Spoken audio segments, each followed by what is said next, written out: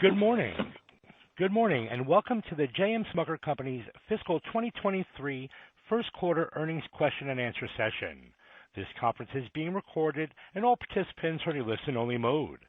Please limit yourselves to 2 questions and re-queue if you have additional questions. I will now turn the conference call over to Aaron Broholm, Vice President, Investor Relations. Please go ahead, sir. Thank you, Kevin. Good morning, and thank you for joining our fiscal 2023 first quarter earnings question and answer session. I hope everyone has had a chance to review our results as detailed in this morning's press release and management's prepared remarks, which are available on our corporate website at jmsmucker.com. We will also post an audio replay of this call at the conclusion of this morning's Q&A session. During today's call, we may make forward-looking statements that reflect our current expectations about future plans and performance. These statements rely on assumptions and estimates, and actual results may differ materially due to risks and uncertainties. Additionally, we use non-GAAP results to evaluate performance internally. I encourage you to read the full disclosure concerning forward-looking statements and details on our non-GAAP measures in this morning's press release. Participating on this call are Mark Smucker, Chair of the Board, President, and Chief Executive Officer, and Tucker Marshall, Chief Financial Officer. We will now open up the call for questions. Operator, please queue up the first question. Thank you. The question and answer session will begin at this time. If you're using a speakerphone, please pick up the handset before pressing any numbers. Should you have a question, please press star 1 on your telephone. If you wish to withdraw your question, please press star 2. For operator assistance, please press star 0.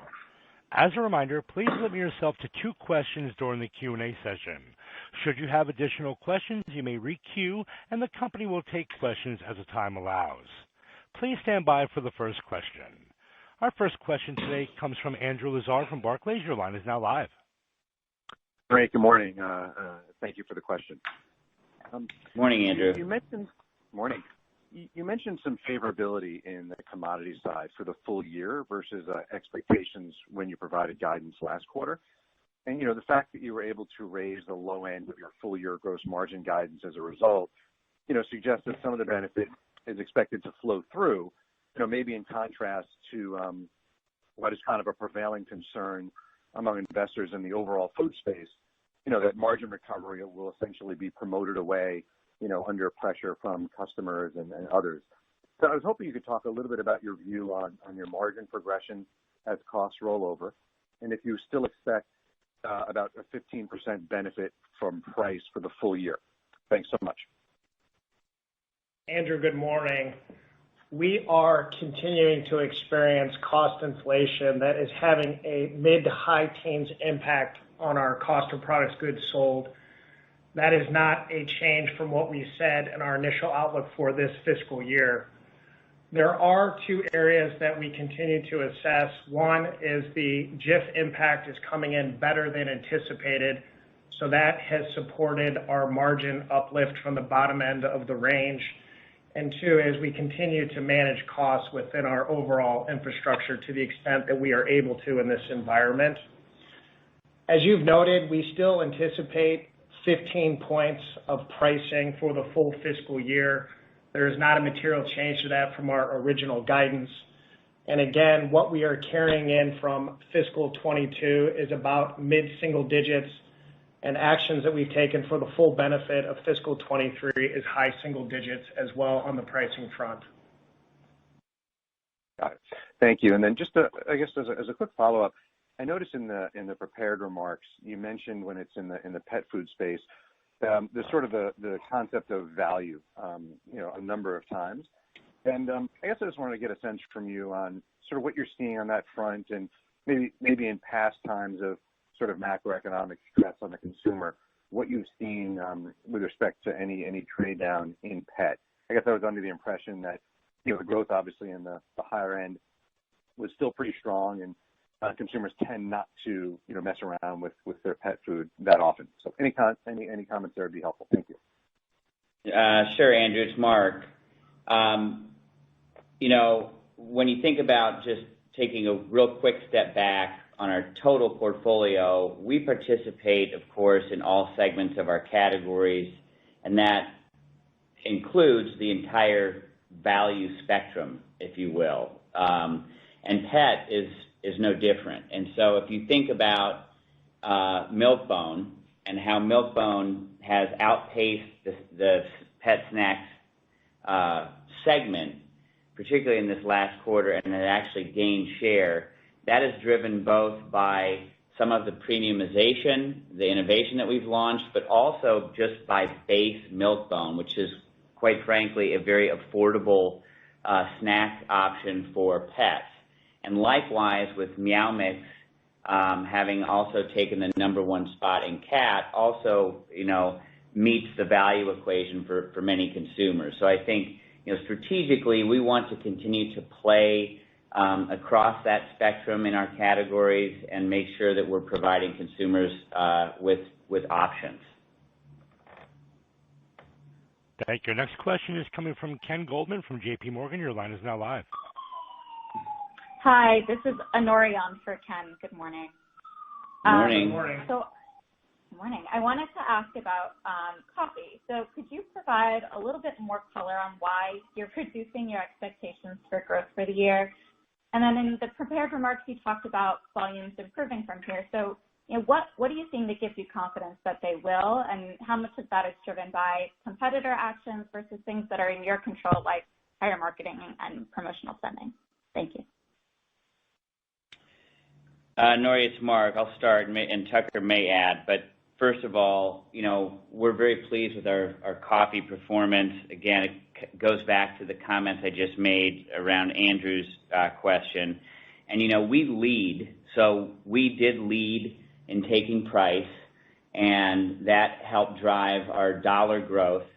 And our dollar shares continue to be very strong across the coffee category.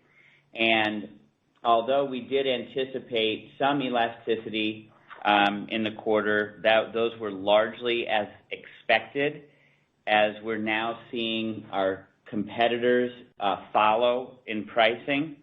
And so as we move forward, we would continue to monitor very closely consumer behavior, but we're encouraged by the fact that, over 70% of cups consumed are still consumed at home.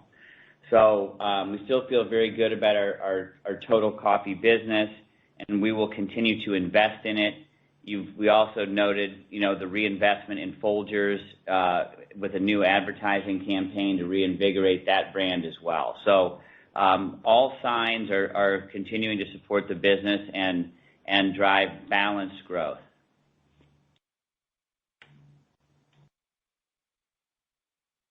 Thank you. Our next question is coming from Peter Galbo from Bank of America. Your line is now live. Hey, guys. Good morning. Thank you for taking the question. Morning. Mark, maybe just to follow up on Andrew's question around pet food. I know you gave some comments on both treats and cat food. It seems like dog actually had a pretty solid quarter, I think up 18%. So if you can just comment there. I know you haven't put in the full brand refresh on Nutrish at this point, but just what you saw in dog specifically in the quarter in terms of trade down and what you're expecting kind of over the balance of the year there. Thanks. Sure, Peter, thanks a lot. So in dog food, I think what you're seeing is obviously a very good quarter overall on dog food, and that does include Nutrish and Kibbles and Bits. And part of that is really our efforts to stabilize our dog food portfolio, which, we've talked that our priorities, first and foremost, snacks and cat, but then stabilizing dog food has been a priority that includes optimizing our offerings and making sure that we have a narrower but clearer set of offerings for the consumer. So a lot of that is now in market. There have also been a lot of supply disruptions across the entire dog food industry, and that is not unique to Smucker. And part of our results there have us been benefiting from some of that supply disruption in terms of how we've been able to manage through and ensure that we're meeting demand. Got it. That's helpful. Thanks, Mark. And then Tucker, I've gotten a couple of questions on this morning, but just wanted to understand the moving pieces on Jif. There was a pretty meaningful insurance recovery in the quarter. I believe that was contemplated already in the prior 90-cent guide that you had given, but just wanted to clarify that. And then just on the move from I guess 90 cents to 80 cents, it seems like things have come back faster. I think there was 65-cent impact in the first quarter, so maybe a little bit still into 2Q. But just anything else you can help us to understand on the second quarter as it relates to Jif, and then maybe just the quarter overall. Thanks. Yeah, absolutely. So as you know, we came into the fiscal year with the 90-cent impact associated with the Jif peanut butter recall. That estimate is now 80 cents. We did have the opportunity to come back faster, both from a manufacturing standpoint and then beginning to refill the shelves at the respective retailers. And so we were able to see benefit, which enabled us to reduce from 90 to 80 cents. To your point, we did contemplate in the estimate the anticipated insurance recovery. Folks may be reading the income statement classification of where that recovery resides, but it was always contemplated in the estimate. To your point, we had a 65-cent impact in Q1. Therefore, we have about 15 cents left to go in Q2 and a little bit into Q3. But again, nothing material beyond the first quarter. Thank you. Next question is coming from Chris Growe from Stifel. Your line is now live. Hi, good morning. Morning. Hi. I just want to follow up quickly on that Jif discussion. And just to be clear, on the first quarter, do you have insurance recovery that is incorporated into that 65-cent figure? And is there more insurance recovery to come throughout the year? I just want to make sure we get a sense of how that's going to play out in the coming quarters. Chris, the 65-cent impact in the quarter did have the anticipated insurance recovery. There's still a 15-cent exposure in Q2 and Q3. Okay, and no further insurance recovery as best you know. Is that fair to say? Correct. We have factored in what we believe is the appropriate factor for the insurance recovery in our total 80-cent estimate. Oh. Again, the predominance of that came through in Q1. And I just acknowledged to you that the impact was against the 65 cents. Okay, that makes sense. Thank you. And then I just had another question on Uncrustables. And I think you do expect the growth to pick up throughout the quarter. You expect it to improve as we go through the year. In fact, it's picked up quite dramatically. Do you have the kind of supply chain challenges there mostly out of the way, and from here it's just a matter of continuing to grow as the brand would grow? And then I know you have Longmont, capacity coming online later this year. Should that help accelerate the growth even further from what we're seeing today? Chris, it's Mark. Yes, we're still very bullish on Uncrustables, and everything related to it in terms of production remains on track. We're finishing the Longmont expansion. That's the Denver facility, and we've well underway in construction of the McCullough, which is Alabama facility. And so all of that, remember, McCullough's not going to come online for a couple of years, but all of the efficiency improvements that we've seen in Kentucky as well as Longmont are going to support us meeting demand. So although we are not quite meeting demand, in other words, supply is not quite caught up with demand, all of the work on production is intended to do so over time. And we do expect that we have, again, significant runway and the ability to get that brand to $1 billion over time. Thank you. Our next question is coming from Robert Moskow from Credit Suisse. Your line is now live. Hey, a couple of questions. I want to make sure I understand the assumptions for profit growth for the rest of the year. From what I can tell, you're assuming kind of flattish operating profit maybe even down a little bit for the next few quarters. And I just want to make sure I'm doing the math right. Is that true? But especially given first quarter, it looks like your profit would have been well ahead of last year, ex the Jif recall. And then a quick follow-up. Rob, good morning. We brought the guidance range at the midpoint up 35 cents. About 10 cents of that is coming from volume mix. About 15 cents of that is coming from cost of products sold. But embedded in that first 25 cents is the 10-cent benefit from the Jif estimate going from 90 cents to 80 cents. And then you've got about 10 cents of SG&A that comprises your 35 cents. In terms of the flows, as you think about for the rest of the year, maybe we could follow up with that offline and help you with your flows. But that is how we're seeing the earnings construction from going from 805 at midpoint to currently 840. And then I would just lastly acknowledge that as we continue to see the pet momentum continue through the balance of the year, as we continue to see consumer momentum inclusive of Jif recovery and the international away from home momentum, and then that's being partially offset by coffee top line momentum. So just to give you a sense of how we're thinking about both bottom line and top line. Okay, and maybe more specific then. In the retail consumer foods segment, your profit was down about $65 million versus year ago, but then 90 of that was the Jif recall. So is this division's profit tracking well ahead of a year ago, ex the recall, and therefore should we assume higher profit growth commensurate with that in this division for the rest of the year? Yes, the profit growth should pick up on a sequential basis in the second, third, and fourth quarters as it gets beyond the first quarter impact associated with the Jif peanut butter recall. Thank you. Our next question is coming from Jason English from Goldman Sachs. Your line is now live. Hey, good morning, folks. Morning. Two quick questions. Hey there. So since you last reported, you guys filed your K, and in there it revealed that your advertising spend was down around 21% last year. Given that you're over-delivering so far, why not take some of the over-delivery and reinvest back into advertising?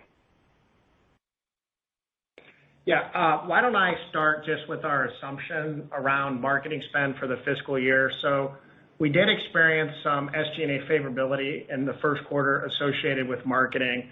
However, we remain committed to spending the dollars that we planned at the beginning of the year and are still maintaining our guidance of 5.5% of net sales spend against our brands. We believe it's important for the ongoing reinvestment and growth of those brands and overall health and profitability of the company. Hey, Jason, it's Mark. I would just reinforce that we are committed to spending the dollars, and some of the dollars that they are going to flow through later in the year. And just keep in mind that because pricing is up and inflation has driven up top line to some degree, that would slightly mute the dollars as a percent of net sales. But rest assured that our commitment to continue to invest in our brands is solid, and the efficiencies, in other words, the bang for our buck that we're getting by getting more efficient on some of our marketing spend is also helping deliver good results against brand investment. Okay. And back to the question on coffee and why you expect volume to get better. I didn't walk away feeling like I had a lot of clarity on the answer there. So ask a more direct question. Is it because you expect competitors to follow, therefore closing the price gaps? And if that's the answer, are you seeing it happen already? Or is it because you are expecting to maybe feather in some promotions to dampen those price gaps? And if so, what's the timing and cadence of that? It's more the former. It's more the fact that we are seeing competitors follow. We we manage price through a number of levers that you're well aware of, whether that's trade and whatnot. So we have, of course, our normal promotions plan through the holiday period. Those will continue to support the brand, but we do expect competitors to continue to follow our lead. Thank you. Next question is coming from Pamela Kaufman from Morgan Stanley. Your line is now live. Hi, good morning. Good morning. So I just had a question on pricing and whether you've implemented all of your planned pricing actions for the year in the market, or is there going to be further pricing that comes through? And if so, in which categories will there be incremental pricing? Pam, we generally have implemented a majority of our pricing, but we still are in an inflationary environment, so it remains to be seen if I would never use the word finished, and you'll recall that when we do move price, we have been consistent in moving price both up and down, depending on our delivered costs. Obviously, it's been more up in the last year or so. But we do believe that we've taken a majority of it, and we'll watch carefully as we consider whether or not there may be further pricing required in the coming quarters. And Pam, I would just acknowledge that our guidance reflects the pricing actions that we took in the spring timeframe in support of recovering the cost inflation in order to deliver our fiscal year. Okay, thanks. That's helpful. And then my second question is just an update on your M&A strategy.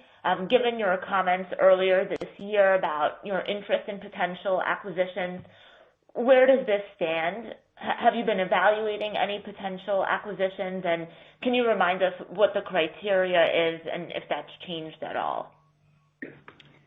Sure. The criteria hasn't changed, and I'm happy to refresh our collective memory on that. The short answer to your question is always have lines in the water, constantly evaluating opportunities that come across our desks. But again, we want to invest in businesses and do it in a prudent way that will generate a good return. So clearly that is one of our key priorities.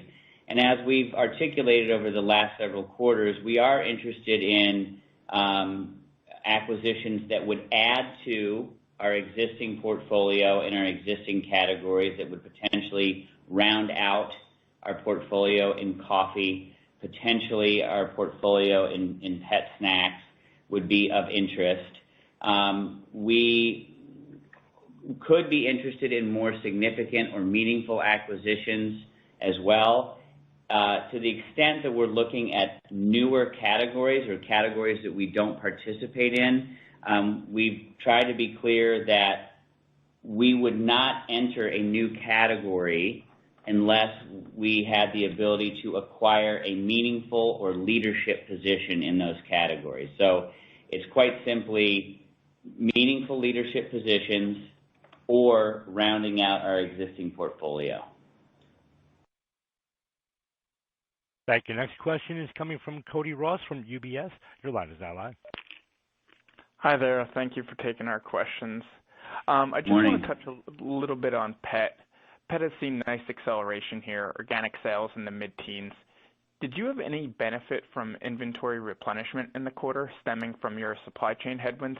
And can you discuss what you're seeing from a market share perspective? Thanks. The answer to the first question is no. And the second part of your question, I'm sorry, Cody, was around market share. We've seen good share growth. Clearly, Milk-Bone and Meow Mix are, again, our areas of focus. Very pleased with the results there. About a full share point on Milk-Bone and continued share growth on Meow Mix. So really pleased, again, with the way our investments are playing out in those two segments. And then we spoke earlier just about dog food and our efforts there to stabilize that business. Thank you for that. That's helpful. And then I just want to go back to one of Tucker's comments earlier about your revised EPS guide. You mentioned that SG&A is adding about 10 cents to your higher EPS outlook. Can you just provide more details about what's different today in your SG&A outlook versus prior? Thank you. So Cody, what's consistent is our reinvestment in the business of maintaining 5.5% of marketing spend as a percentage of net sales. So there's no change there. Rather, what we're seeing in SG&A is just some favorability on the discretionary side that came through in the first quarter and how we want to continue that trend or trajectory through the balance of the year. Thank you. Our next question is coming from Alexia Howard from Bernstein. Your line is now live. Good morning, everyone. Morning. Okay, so can I ask about retailer inventory levels? We've seen varying comments from different companies about whether the retailers have been holding safety stock and it needs to be run down, or conversely, if service levels have been low, there may be a need to run it up. Where do you guys sit across the portfolio, and is there a need for retailer inventory levels to shift over the next couple of quarters? Alexia, we really have not seen anything out of the ordinary on inventory levels on our businesses. So for us, it's pretty much business as usual. Great. Thank you very much. And then in the prepared remarks, I think you made a comment that obviously the consumer environment is evolving. Could you just hit the high notes of what the key consumer shifts that you're working your way through are right now? And I'll pass it on. Thank you. Yeah, there's been a lot in the press and the media just around consumer sentiment and being a little bit more cautious. We've seen a bit of that. I think if you look at our categories, they tend to be more resilient than the broader center of store categories, and so we have benefited from that. Similarly, there's been some discussions around private label and this notion of trading down. My response to that would be twofold. Number one, again, this notion of making sure we're offering brands across the entire spectrum of value. And although you have seen some private label share growth, that is pretty normal in these times, and it is not back to pre-pandemic levels. So although there is some shifting in the categories, I would just point to the fact that our categories are resilient, and we will continue to invest in our brands. Thank you. Next question is coming from Scott Mushkin from R5 Capital. Your line is now live. Thanks, guys. Thanks for taking my question. I actually wanted to clarify some of the comments around the pet food area. So I think it was mentioned before that there were some out-of-stock issues. I guess that's with competitors. Is that what I'm taking? Because I think you guys said you're fine on the inventory perspective, and people haven't been replenishing. Did I get that correct? What I said earlier, Scott, was that there have been broad supply chain challenges in the pet space, largely because pet products are formulated food, which have a lot of inputs, a lot of ingredients, and that makes the supply chain a bit more complicated. And so that has affected the industry broadly. But where we are very pleased is our ability to having managed through a lot of those challenges and allowed us, only just speaking for ourselves, to stay on shelf and in supply. Okay, that's a good clarification, so I appreciate it.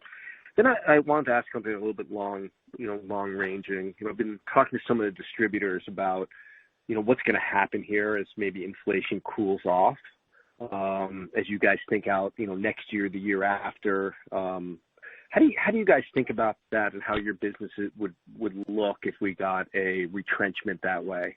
I'm not saying it's going to happen, but if it were to happen. Thanks. Well, first of all, it's hard to say. A little relief would be great, but my answer to that question, Scott, would simply be that we have been always prudent and disciplined about when we take costs up, and we would similarly be very prudent and disciplined if we had to lower prices over time. But at this point, because it's still volatile, there's a lot of unknowns in the marketplace, we can't really provide any more color than that. Scott, I would also add that we remain committed to the profitability and margin profile of our brands and business.